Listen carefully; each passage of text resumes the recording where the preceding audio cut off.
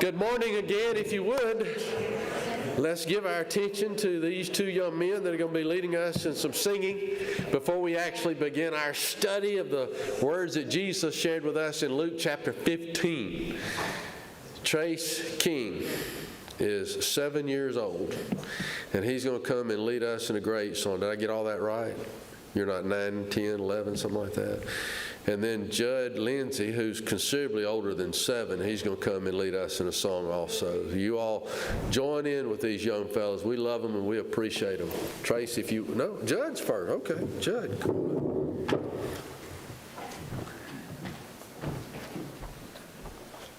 I believe in Mansion Over the Hilltop, number 881, Mansion Over the Hilltop. I'll sing the first and second verses. I'm satisfied with just a cottage below, a little silver and a little gold. But in that city where the ransom will shine, I want a gold one, that silver line. I've got a mansion just over the hilltop, in that bright land where we'll never grow old. And someday yonder we'll never more wander, but walk the streets that are pure as gold. Don't think me poor, deserted or lonely. I'm not discouraged, I'm heaven bound. I'm just a pilgrim in search of a city. I want a mansion, a robe and a crown. I've got a mansion just over the hilltop, in that bright land where we'll never grow old. And someday yonder we'll never more wander, but walk the streets that are pure as gold.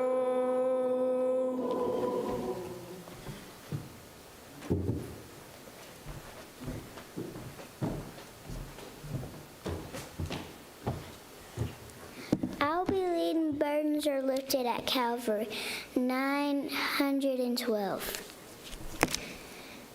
Days are filled with sorrow and bitter, joys are lonely and bitter.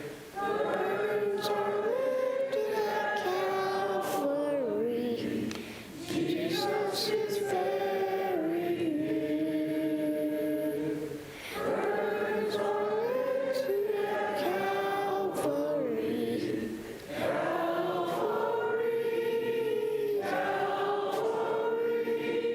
burdens are lifted at Calvary, Jesus is very near.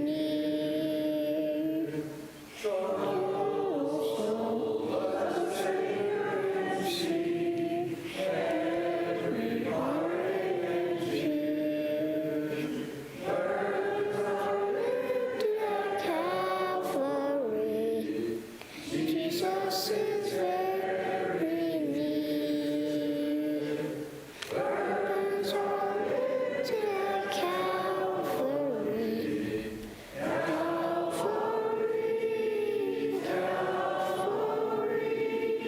Burdens are lifted at Calvary, Jesus is very near. Good job, Trace. Thank you so much. Bible scholars, let's go to Luke chapter 15 now.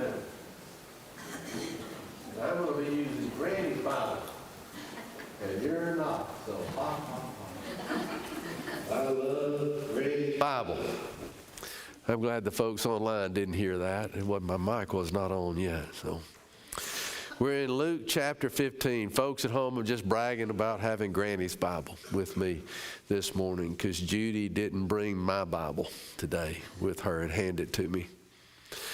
Luke chapter 15, Jesus is talking. You remember we've already been in the first two parables. He's talking about lostness and the horror of it, but also the joy of foundness, of something or somebody that's lost being discovered, and what a joy that is.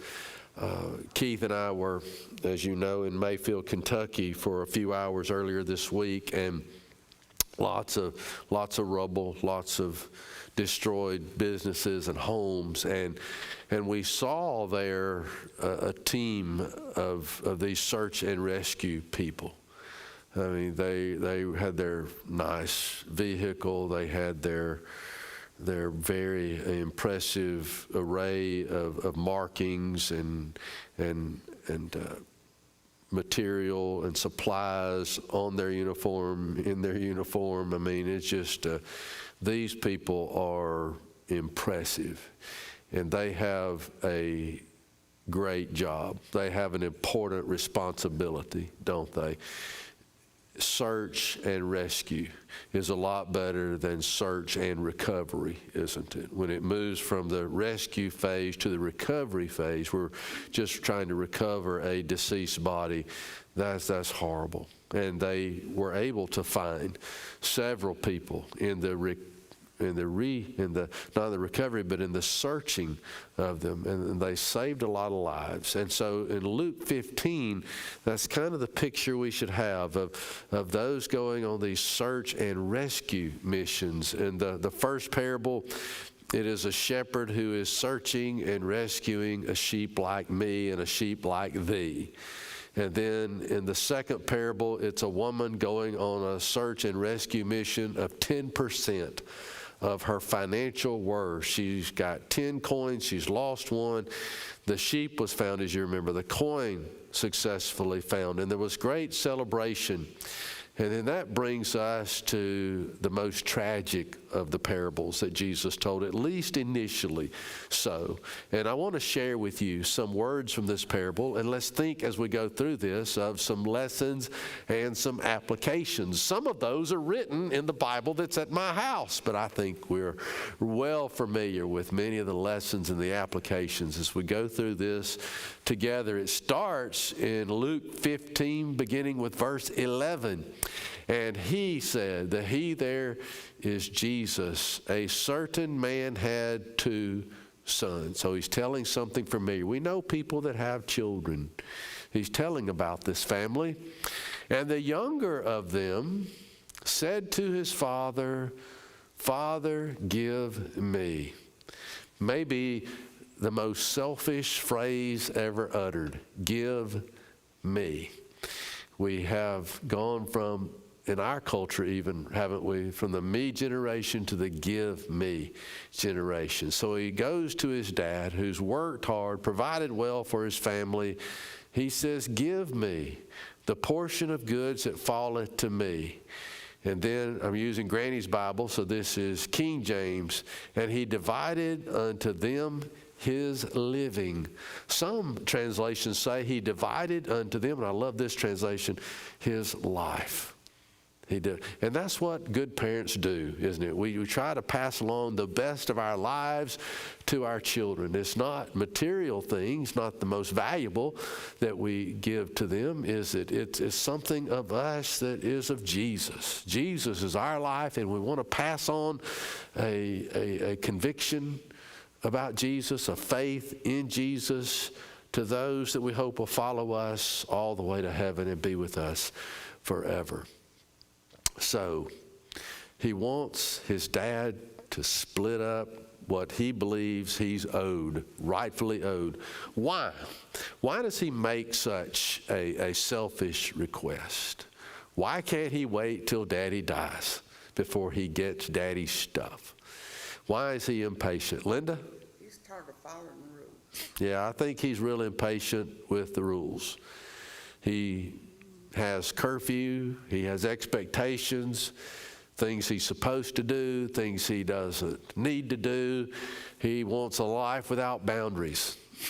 He wants a life, he thinks, without consequences. The consequences he's had of living at Daddy. If he disappoints Daddy, there are consequences of that. If he's away from Daddy, there are no consequences. He seeks freedom, understanding only later what you and I already know, that freedom has consequences, doesn't it? You know, I might jump off of a 15-story high building. I'm free. But that law of gravity is not going to be denied. This boy breaks free of his daddy. But that law, in a sense, spiritual gravity, is not going to be denied.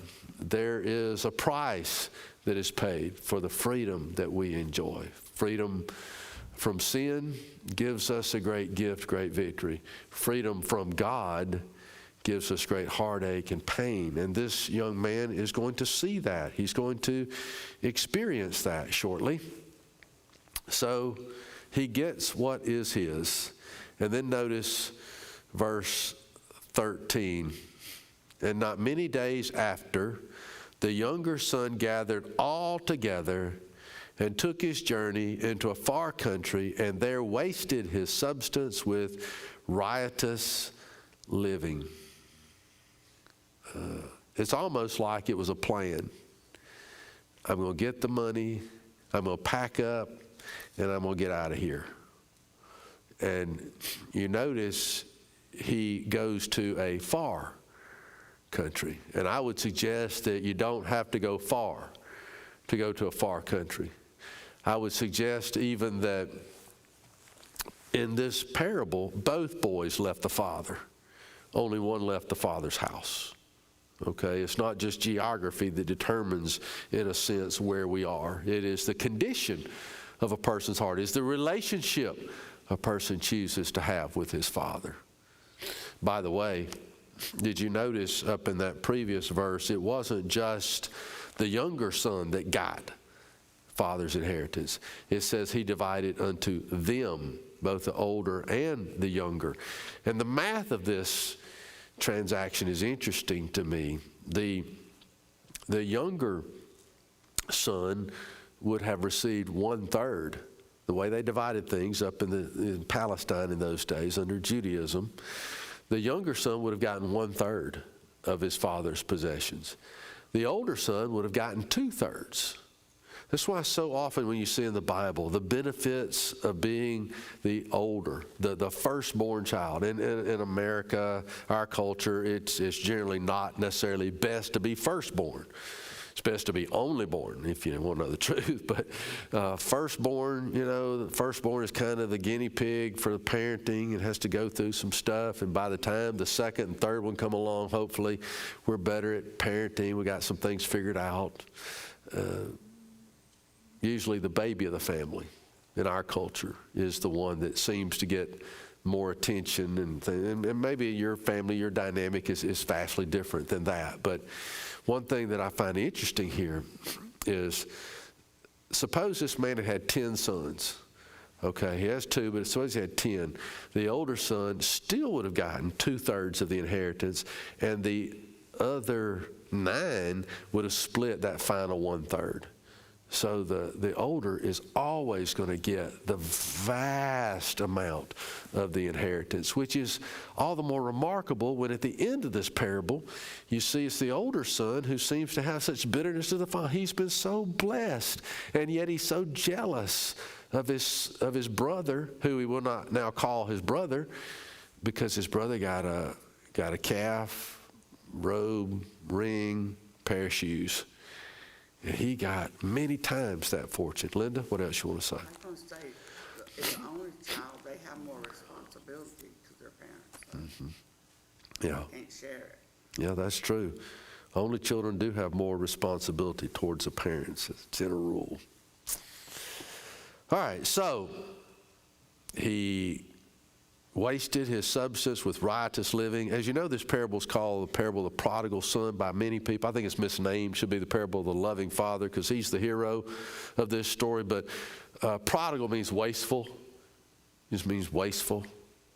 So he wasted his, with some translations say with prodigal living, riotous living. He was having parties. He was having parties. And look at 14. The party comes to a screeching halt. And when he had spent all, that didn't take long. Dad took decades to accumulate it. Looks like it took days to blow it all. He spent all, wasted all. There arose a famine in that land, and he began to be in want. I mean, this is very predictable, right? Sin always takes us further than we want to go, keeps us longer than we intended to stay, costs us more than we intended to pay. He's learning now something of the cost of freedom. And you will notice that he is in a land where there is now a famine. And we would agree that there is a famine in the land or in every heart that has left God, that has left the Father. In every heart, every family, every congregation that's left God, there's famine. There is a lot that is missing there.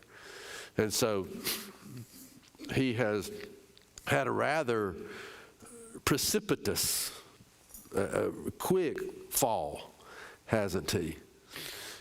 If you can imagine, it gets even worse for him. Verse 15, and he went, it says, and joined himself to a citizen of that country, and he sent him into his fields to feed swine. He's a pig feeder. He's gone from playboy to pig boy now. He's gone from, can I remember this right? He's gone from spoiled son to swinging single to slinging slop to smelly swine. A lot of S's there. That's where sin leads.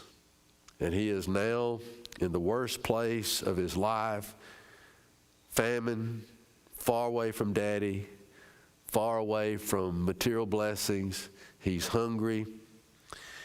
And notice 16, and he would fain have filled his belly with the husk that the swine, pigs did eat, and no man gave unto him. Because he doesn't have any money left. He doesn't have any friends left. They weren't really friends he was partying with. They were just like leeches. They came to suck him dry. And when there was nothing left to suck, nothing left to take, they left. I think in my Bible, I think I have a note. I refer to them as like fleas. These people that were around him, I said, the fleas have now fled from him. And he is alone with these pigs. And I don't know how much experience you have with pigs, but they are filthy. They are in the mud. They are gross animals. I know this in a minute, Linda. I know this from experience. You can make a joke of this statement, but my dad raised pigs. Okay, he was going to get rich. He was a machinist for Bruton Iron Works, and he decided we're going to go into the pig raising business. He kept his job at Bruton Iron Works, and we were living on a farm type area owned by my grandparents. And so Daddy put up some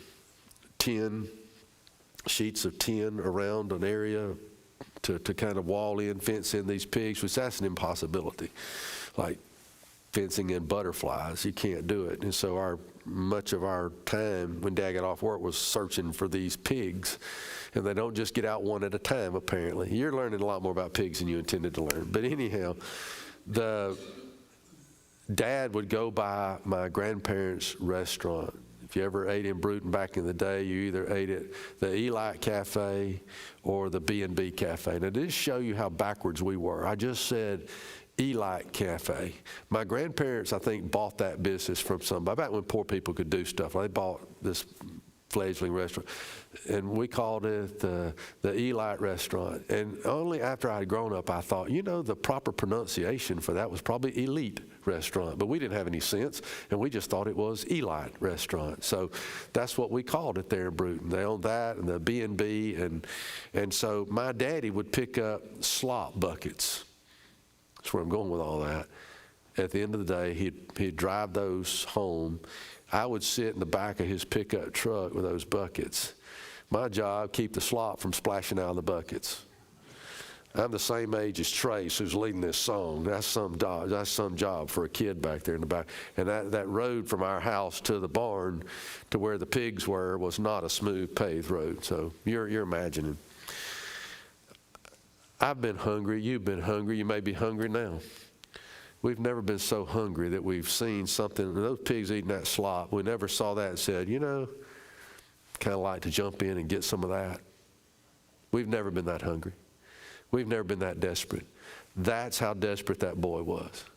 That's how hungry. That's how pitiful. That's where sin leads. I'm thankful to Jesus for depicting it this way. And I'm thankful that it's such a good thing for him and for us that he didn't leave his father, take a chunk of his dad's money, chunk of his dad's heart, go to a far country, have a ball continuously, and it's always a party. It's good for him that the party stopped. It's good for him and for us that we saw that ultimately the consequences for his poor decision making, for breaking his daddy's heart, that those consequences showed up, and they showed up powerfully. Linda, I'm sorry. What did you want to say? I was going to say, didn't the Jews sort of despise pigs? Yeah, excellent point. I was mentioning and I got distracted in my mind from talking about this. This is really relevant when we need to understand what the Jewish view of pigs were. They were unclean. You couldn't eat them. And this is the worst possible. What's the worst possible job you could think of that you could have? What would come into your mind? For a Jewish person, it'd be something like feeding pigs, because they're just you don't get near them, you don't touch them, you don't want them, you don't want to be around them, you don't want to eat them, you don't want to do anything with them.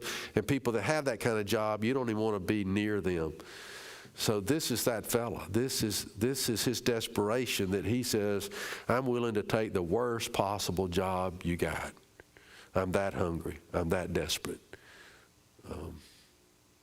Again, thankfully, we've never, at least physically, maybe spiritually we've been that desperate, but physically, materially, we can't identify with this sense of hunger and pitifulness of this fella, can we? So he feeds these pigs. He wants to eat with these pigs. And then 17, there are several verses, several statements on this page in my Bible that just kind of jump out at me, and this is one of them. And when he came to himself, what a great moment when we come to ourselves, when we're no longer living in denial. I mean, he realizes, I have messed up. Life is not good. I mean, when you're wanting to eat with pigs and eat what pig, your life is not good. And he's not trying to dress it up. He's not trying to pretend. He's not trying to rationalize. Well, this isn't so bad. I think I can make a life out of this. I'm gonna be all right. Sure, Dad and brother, they're eating a little better, sleeping, but I'm okay. There was none of that. I mean, he came to himself. He realizes, I am wrong. I have blown this. I got to make some better decisions. We can get in that rationalization. I'm not reading my Bibles much, not as prayerful. Worship, I can take it or leave it. Sunday's kind of becoming just another day of the week for me, or some words are slipping, some websites I'm seeing, some shows I'm watching, I'm kind of getting entertained by something I shouldn't, and it's not so bad. And we can just rationalize. Well, somebody else is doing worse, and so compared to them, I'm doing pretty well, and it's such a dangerous thing when we start doing that. And what I appreciate, we're going to see this about him, is that he comes to himself and he has a full appreciation that this situation is not going to get any better. The longer I'm in it, the worse it's going to be. This is not going to become filet mignon. These pigs are not going to start smelling better. I mean, this is a horrific situation, and I need to get out of it as quick as I can. He doesn't pretend, as I might express it, he doesn't pretend that the pig pen is a palace. Okay, and we dare not do that too. When we're not living like we've been directed to live by Jesus, then we're in a spiritual type of quagmire, muck, pig pen, and let's see it for what it is. The more, I hate to be so crude and all that with us, but the more disgusting we understand that sin or our situation is, the more keen we're going to be to quickly extricate ourselves from that. If we're comfortable in it. You ever seen a pig in mud? I mean, they're having a ball. But if we're that way, why would we be compelled to get out of it? You know, it's when we experience some of the sharper needles of sin that we are more likely to flee the sin. He says this, how many hired servants of my father's have bread enough and to spare, and I perish with hunger? Apparently, he wasn't going to be able to survive on pig food very long. And then here's one of these statements again that jumps off the page at me. I will arise and go to my father. He makes a great decision. And will say to him, he's practicing his speech now, Father, I have sinned against heaven and before thee. Don't you like that he's taking responsibility for his decisions? He could have blamed Daddy. Why'd you give me the money? You knew I was too irresponsible to handle that. Could have blamed the big brother. Brother, you knew what the world is like. Why didn't you lock me in my room? You're stronger than me. You could have stopped this. Maybe could have named a pig after each of them. But he didn't. And kind of reminiscent of the words of David, when David confronted by the prophet Nathan, he said, I have sinned. Could have blamed Bathsheba. Could have blamed his wives for not being attentive. Could have blamed the stress of the war. But he said, what is difficult for us to say, I have sinned. I'm the one that's wrong. So he says that. He is claiming it, and that's pretty impressive. He's made so many mistakes, but now he's starting to get something right. When you're digging, when you're in a hole, stop digging. And he's stopping the digging now. And so he's got this speech worked out in his heart. In verse 20, I love this phrase. Now, one of these phrases jumps up at me, and he arose. It's important, right? He came to himself, makes a decision, I'm going home, but then he acts on it. He actually says, I will arise. I'll use myself as an example, and you think of an example that would fit your own unique heart and circumstances. I love sweets. I love sugar. And I cannot tell you how many times I've decided I'm not going to eat sweets today. I'm not going to eat sweets for a month. I'm not going to. And then I find myself with a cookie in my hand. Am I the only one? You decide, okay, I'm not going to do that anymore, and the next thing you know, I'm doing it. Or I am going to do this, and I find myself not doing this. We are weak. Or I'm telling myself, I can be weak. And the way I reason it out, if I've eaten one cookie, there's 4 more on the plate. What harm's 4 more going to do now? I've already broken my, commitment. We're weak. I'm weak. So the best way for me not to eat cookies, I can't be near cookies. I can't be near chocolate chip cookies because I'm going to, The best way not to sin, I'm not equating that with the worst of sins, but it can become that, a master, is to avoid contact with it. He's made a decision. I am going home. And he acts on it. How many times do you and I make good decisions, healthy decisions, and we're kind of lacking on the acting? We delay. Some people would say delayed obedience is the same as disobedience, isn't it? You remember when you were a kid, Daddy said clean your room, and you didn't do it right away. You were going to get to it. You kind of got punished for that, right? It wasn't because you said no, it's because you said not yet. Yes, ma'am? They say the road to hell is paved with intention. Mm-hmm. Road to hell is paved with good intentions. Road to Krispy Kreme is paved with good intentions. There's a lot of paving out there with that road, and I go down it too much. Make a decision. I'm going to pray more. I'm going to read my Bible more. I'm going to worship more. I'm going to serve more. I'm going to speak to more people, invite more people to church, start having family devotionals. I'm going to give more. I'm going to have a better, and all those are good, important decisions. I'm going to be baptized, But the longer we delay, it's kind of like in cement. The longer we're in the cement, the harder it is to get out of that. How long was he in the pig pen? We don't know.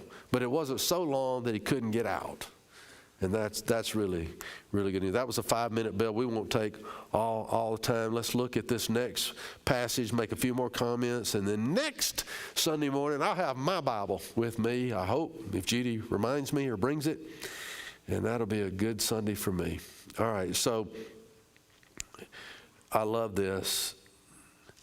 Verse 20, and he arose and came to his father. You know what he was expecting, right? Him will be a servant. But when he was yet a great way off, this may be one of the most beautiful passages in our Bible. His father saw him. Tells us what? Daddy was looking. Daddy's looking, expecting him to come home.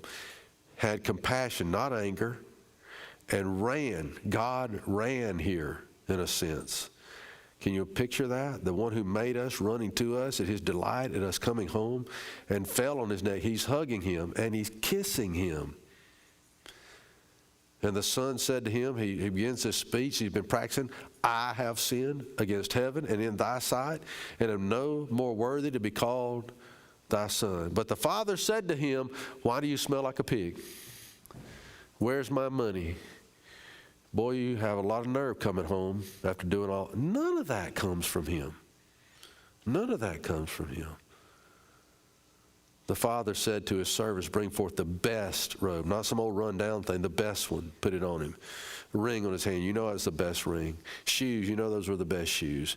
And bring hither the fatted calf. Why is it fatted? Because daddy's had it behind the barn, getting it fatted up for the party, for the celebration they're going to have when his son, he knows, he's got confidence in his son. He's going to get out there, he's going to learn, and he's going to come home, and he did. It was fatted, it was prepared. He was expecting his boy to come to his senses, come back to his house, come back to his love, come back to forgiveness, and he did. It's so interesting. The boy is not willing to be his father's son anymore, but the father's unwilling to stop being the father. And we'll pick up with all this next week, Lord willing. It's a beautiful story. Yes, ma'am. We get to end this class in the best possible way, Sister Ann.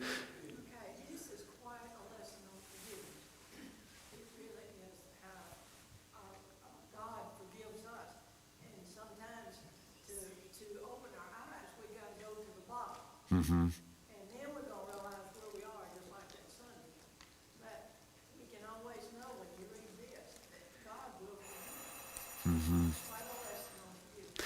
And he didn't put the son on probation. You got to behave yourself for 3 months, and then we're moving you into the house. No probation. Love y'all. Love that point. Have a good afternoon. See you tonight, 5:30, please.